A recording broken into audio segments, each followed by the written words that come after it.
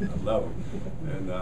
And I mean, that was a big deal at that time. You know, they've got the ball on the 2-yard line, they come up 0, and then all of a sudden you put 99 yards on them. That's deflating, you know, for a bunch of guys. Talk about DJ's one, the second big interception in 2 games. Look like he's playing probably the best football of his career since he's been here. Yeah, it was a great interception, and both of them he's made have not been balls that hit him right in the hands. We had a crazy thing on that play. We were playing a coverage where the safety and the linebackers have to play 2 different holes, and they had to adjust real quickly because they got confused on alignment. He actually ended up on the wrong side, and it was good that he did. So the linebacker took the other hole, and he played that hole. I don't know if the linebacker could have made that break. It was a heck of a break on the ball. You talk about the play of the defense as a whole, obviously put together another performance like that. Well, you know, and I'm not taking anything away from our performance. I know Tennessee doesn't have all their weapons. And really for 5 weeks in a row, we played teams whose quarterbacks were being shuffled or have been hurt and things like that. So I mean, I keep it all in perspective. But the one thing our defense has done, I think, over the past 5 to 6 weeks is they've just played relentless. And they were put in some tough situations tonight, and they responded. It would have been easy to give up some scores with the field position, the way it occurred, and say that we still played pretty well.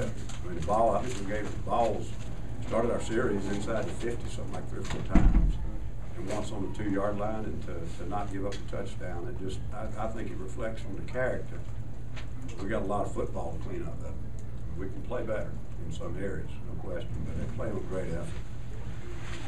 What do you do for the defense to know the offense hasn't been turning out points like against Kentucky? Well, points are points, and I mean, obviously, the team with the most points wins the game. But when an offense can run the ball for 231 yards, that feeds your defense too. And there'll be games, I think, where we'll play better. I know we got concerns on both sides of the balls in some areas where we get better. But a 99-yard drive, and probably, I don't know how many first downs we have on offense, but those are things that feed the defense too. It's not just points. So time of possession and staying off the field, you know, the team that has the ball is the only one that can score the points. After you got the interception and it's not the 3-yard line, at that point, is it your goal just to hope to get out of there, hold it to a field goal, hold it 3 points, and then get the ball back and see what you can do with that? Well, you know, I don't think in terms of what is our goal. I think what you do is you play each play in the moment. Yeah. And I felt like the ball's on the 2-yard line with personnel they put in, and we're going to try to power the ball in. And we got a lost yardage play, which enabled us to change mode. Had they gotten a little positive yardage right there, I think it would have been, you know, we'd have been in a grinder, and it would have been probably punched it in. Who knows? But I think that first play was a big play. We got them in negative yardage, and then it put a whole different picture on it down there. But you just play each play in the moment. You know, every play has its own situation, its own environment, its own complexion, point spread, time, location, all that kind of thing. What were you thinking when you saw Victor got in the brick wall, especially with CCR? Well, I tell you, they got a lot of money up here. They might need to buy some padding for those walls. But I'm glad we didn't lose him. I mean, that could have been a tragedy. But he's played pretty well for us in a lot of spots, and he could have easily gotten hurt right there. It's not that close to the field, but like a lot of these stadiums, even our own home stadium, there's some dangerous situations I think need to be addressed. What happened to CC? Have you seen practice this week? He was playing one-on-one coverage. He just jumped up and played a high fade. And when he landed, he banged his head on the ground. We were actually out there without full pads. It was just one of those freak things. We'll have him back next week. We were hoping to get him back. It happened on Monday or Tuesday, I think. I can't even remember. But we didn't say much about it because we were hoping for the best. And we didn't want to put anything out about not having him. But as the week wore on, he didn't respond real well to the tests that they did. He still had a little wooziness and some problems. Arkansas is one of the better defense. Arkansas is one of the better offenses we've all seen this year. How do you go from kind of this stretch where you've been facing quarterbacks that have been shuffling and offenses that are kind of run down a little bit? How can you adjust into facing a pretty well-polished offense? Well, we can't adjust. I mean, we better get prepared for a whole different type of environment because they can obviously get back there and throw it. They got 4 or 5 weapons that anybody in the conference like to have. They can put 5 receivers out there, including their tight ends and their backs. They can play for anybody in this conference.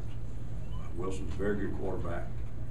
His pass schemes, his route concepts and things. You feel like you got a plan, and you're like, oh heck, I hope they don't run this play against that coverage.